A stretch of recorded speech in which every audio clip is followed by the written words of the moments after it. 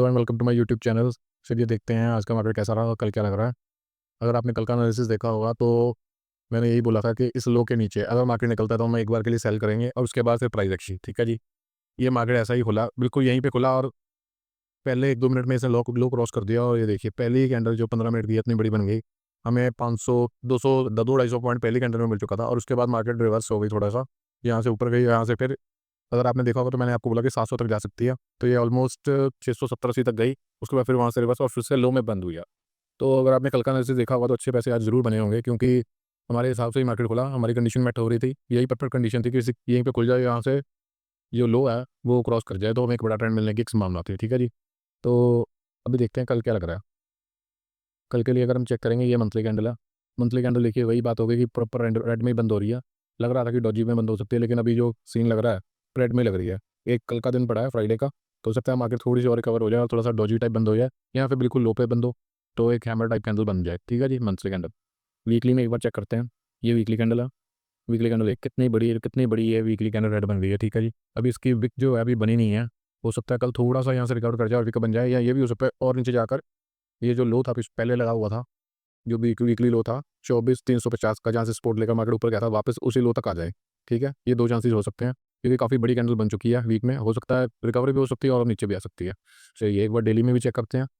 ये daily candle है Nifty की। ये देखिए बैक टू बैक, ये देखिए सीधा नीचे पूरा वीक देखिए। यहाँ से शुरू हुई 25,150 से मार्केट नीचे आना शुरू हुआ। यहाँ पर नीचे बहुत अच्छा पुल बैक मिला और उसके बाद फिर से नीचे और एक कैंडल और हमें नीचे मिल गई। ठीक है जी। अभी कल के लिए क्या लग रहा है, अभी हो सकता है अगर मार्केट यहाँ से खुले अभी एक और यहाँ तक 24,350 तक, जैसा कि हमने देखा है जो वीकली का लो है पिछले वीक का, वहाँ तक आ सकती है एक मार्केट। ठीक है, या हो सकता है यहीं कहीं पे रेंज बाउंड हो जाए, क्योंकि ये 2-3 दिन बड़े अच्छे मूवमेंट मिल गई है मार्केट में। यहाँ पर रेंज बाउंड हो जाए। चलो 50 मिनट में चेक करते हैं एक बार क्या सीन है। अगर हम 50 मिनट्स में देखेंगे, इसका जो हाई है ये बना है 24,700 आज की कैंडल का, और जो लो है वो है 24,480 पकड़ लेते हैं। ठीक है जी। तो फिर वही 3 कंडीशन है मार्केट कैसे खुलेगी, सबसे पहले तो यही देखना है। अगर मार्केट मान लीजिए गैप अप खुलती है, ठीक है, यहाँ पे नहीं गैप अप खुलती है, तो हो सकता है थोड़ी सी मार्केट में शॉर्ट कवरिंग आए 24,700 तक।